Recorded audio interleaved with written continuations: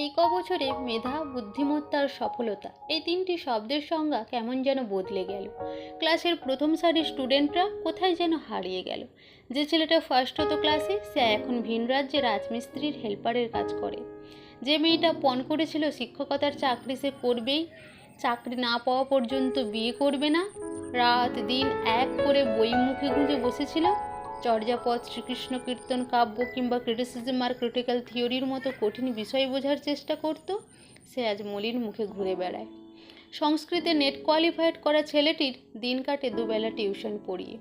অথচ টিফিন হলে স্কুল থেকে পালানো ছেলেটি কোনো এক দলে ভিড়ে গিয়ে তার কি বিশাল আজ প্রতিপত্তি। মাঝের বেঞ্চে বসা পড়া না পারা সুন্দরী মেয়েটি আজ কি সুন্দর গুছিয়ে সংসার করছে, উচ্চবিত্ত বর আর সন্তান নেই। তা অবশ্যই ভালো। পড়াশুনোয় খারাপ হওয়া মানে সে খারাপ কিছু ডিজার্ভ করে তা বলছি না, বলছি সে সমস্ত ভালো মেধার ছেলে মেয়েদের কথা যাদেরও ভালো থাকার দাবিটা অসঙ্গত নয়।